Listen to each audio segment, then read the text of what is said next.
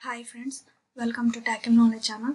NCERT లో Chapter 6 Changes Around Us Part 2 చూద్దాం. 6.2 Could there be other ways to bring a change? So ఇప్పుడు మనం other changes ఏమన్నా చూడగలమా అని అడుగుతున్నారు.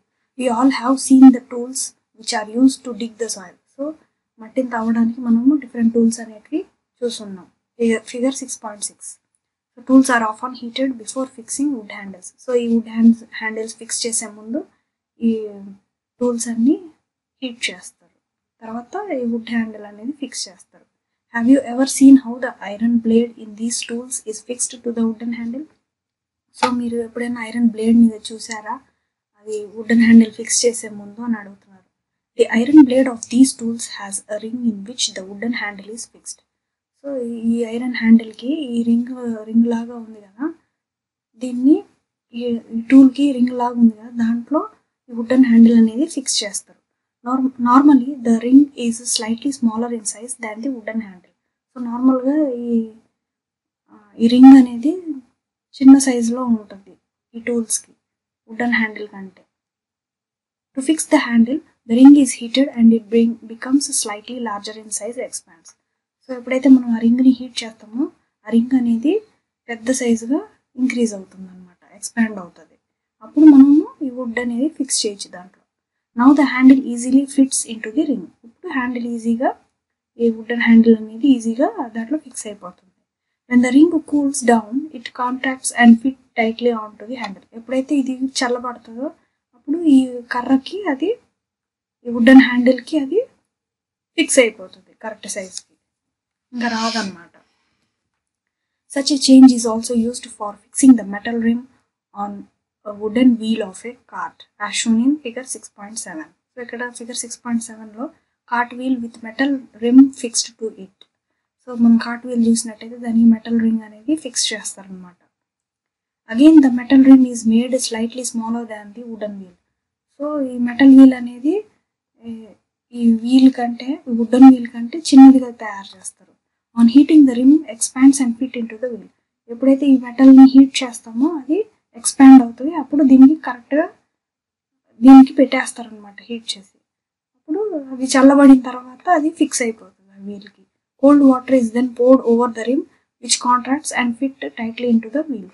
సో అది ఫిక్స్ చేసిన తర్వాత దానికి చల్ల వాటర్ పోర్ చేస్తారు ఆ రిమ్కి, అప్పుడు అది కరెక్ట్గా ఫిట్ అయిపోద్ది వీల్కి. When we heat water in a pan it begins to boil after some times. So మనం ఒక ప్యాన్లో వాటర్ని హీట్ చేస్తే అది బాయిల్ అవ్వడం స్టార్ట్ అవుతుంది కొంతసేపు తర్వాత. If we continue to heat further the quantity of water in the pan begins to decrease. So ఇంకా మనం ఫర్దర్గా హీట్ చేస్తే క్వాంటిటీ ఆఫ్ ది వాటర్ ప్యాన్లో తగ్గిపోతూ ఉంటుంది అనమాట. The water changes in to it's vapour. In activity 7 chapter 5 you have observed that water vapor gets changed into liquid water when it is cooled. So మనం activity 7 chapter 5లో చూసినట్టయితే వాటర్ని వేపర్గా change చేయడం చూసాం మనం chapter 5లో. సో మనం observe చేసింది ఏంటంటే water vapour వచ్చేసి లిక్విడ్ వాటర్గా కన్వర్ట్ చేయడం కూల్ చేసినప్పుడు.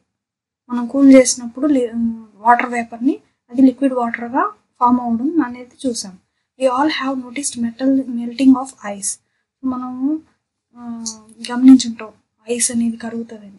Ice melts when it is heat. So ఐస్ని మనం హీట్ చేస్తే అది కరిగిపోతుంది. What does it change in to?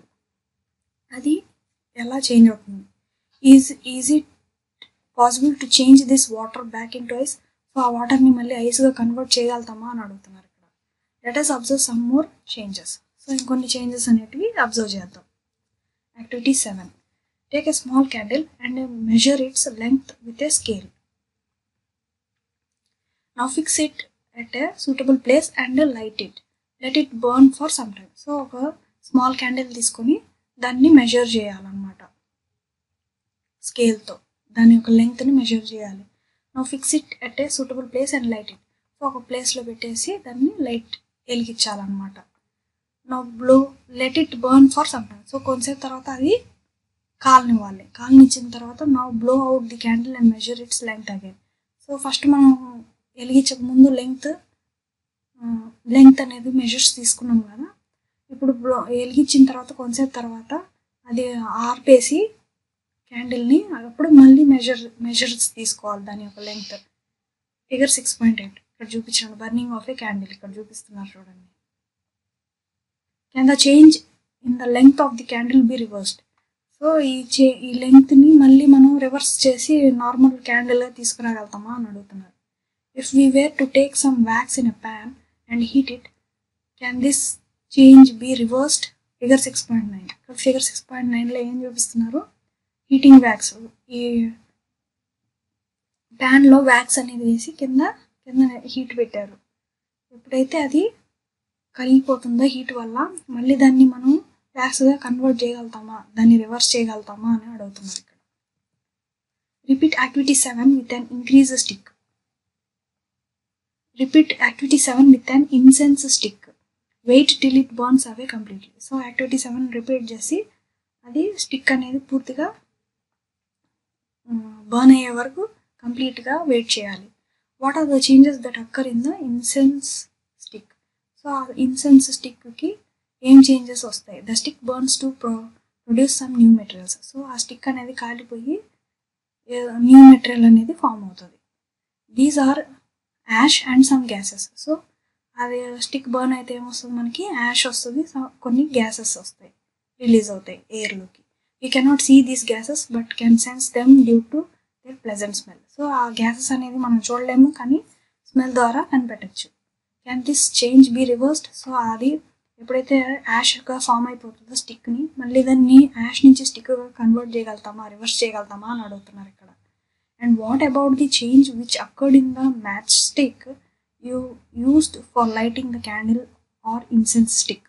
So మనము క్యాండిల్ వెలిగించడానికి మ్యాచ్ స్టిక్ యూస్ చేస్తాం కదా, దాన్ని మళ్ళీ మనం మ్యాచ్ స్టిక్గా రివర్స్ చేయగలుగుతామా అని అడుగుతున్నారు. So far we have discuss the candles occurring in the given object or its materials. So ఇప్పుడు దాకా మనము చేంజెస్, ఆబ్జెక్ట్ యొక్క చేంజెస్ అనేటివి, ఆబ్జెక్ట్ యొక్క చేంజెస్ అండ్ మెటీరియల్స్ అనేటివి చూస్తున్నాం. What about the changes that occur when two substances are mixed together? So ఇప్పుడు రెండు సబ్స్టెన్సెస్ మిక్స్ చేస్తే మనము వాటిల్లో గమనించిన చేంజెస్ ఏంటి అని అడుగుతున్నారు. In chapter 4 we dissolved salt in water. So మనం చాప్టర్ 4లో వాటర్లో సాల్ట్ అనేది డిజాల్వ్ చేసాం.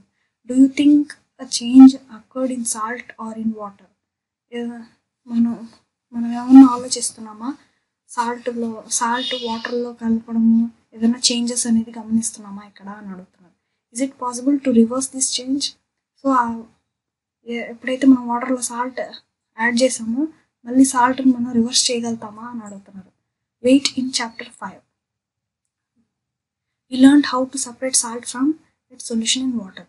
సో చాప్టర్ 5లో మనం ఈ వాటర్లో ఎప్పుడైతే సాల్ట్ మిక్స్ చేసామో దాన్ని సపరేట్ చేయడం కూడా మనం తెలుసుకున్నాం చాప్టర్ 5లో. So we say that the change due to dissolving salt in water be reversed. So మనం దీనివల్ల ఏం తెలుసుకున్నామంటే సాల్ట్ అనేది వాటర్లో కరిగించినా మనము దాన్ని రివర్స్ చేయగలుగుతాము అని. Paheli ask if you have ever seen curd being set. So Paheli ఆమె అడుగుతుంది, అమ్మాయి, ఎప్పుడైనా మీరు పెరుగు పేరడం చూసారా అని అడుగుతుంది. A small quantity of curd is added to warm milk. So కొద్దిగా పెరుగు అనేది వామ్ మిల్క్లో యాడ్ చేసి పెడితే the milk is stirred and is set aside for a few hours at a warm place.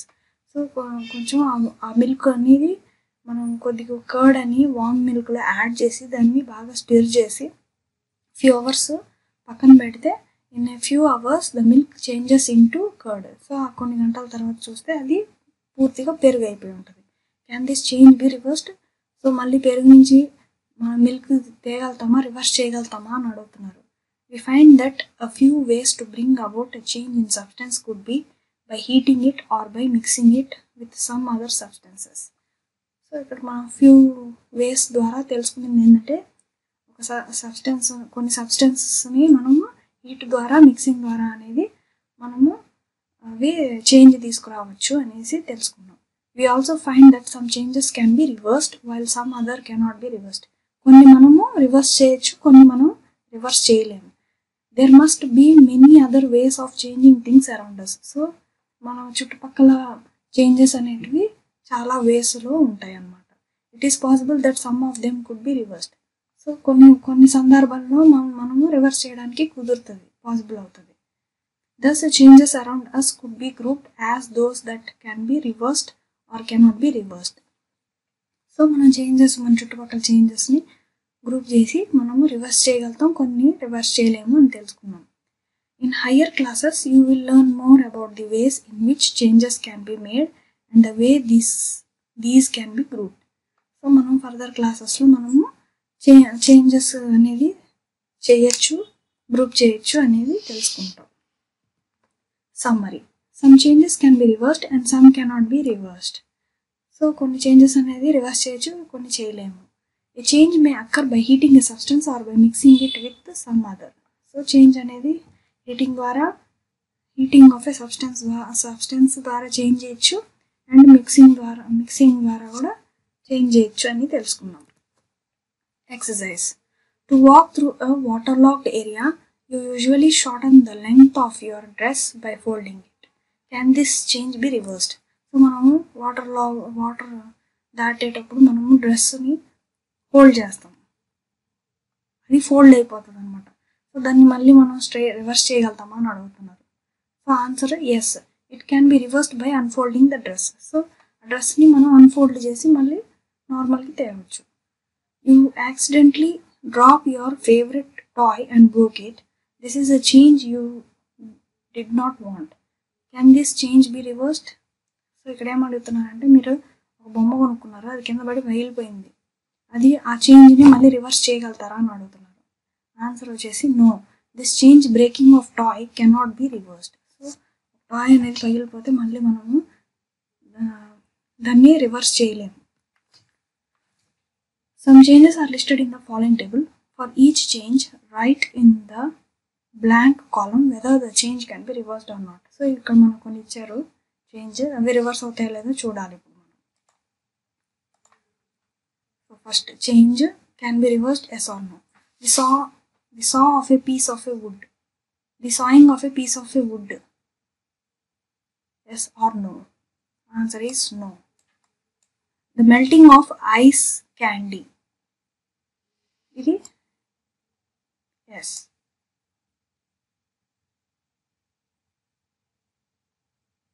Melting of a ice candy. Dissolving sugar in water. Yes. Cooking of a food. No. ఇది మళ్ళీ reverse చేయలేము. Ripening of a mango. ఒకసారి mango పండిపోయిన తర్వాత పచ్చి దాన్ని చేయలేము. No. Souring of the milk. No. A drawing sheet changes when you draw a picture on it. Can you reverse this change? So ఒక షీట్ మీద మనము పిక్చర్ డ్రా చేసినప్పుడు దాన్ని రివర్స్గా చేయొచ్చా, అంటే ప్లెయిన్ షీట్గా చేయొచ్చా? No, we cannot get fresh drawing sheet once a picture is drawn on it with paint, oil or water. So ఒకసారి మనము వైట్ పేపర్ మీద డ్రాయింగ్ చేసేసిన తర్వాత పెయింట్ కానీ వాటర్ కలర్స్ కానీ యూస్ చేసిన తర్వాత దాన్ని మళ్ళీ మనము రివర్స్ చేయలేము, మళ్ళీ ప్లెయిన్ పేపర్ చేయలేము.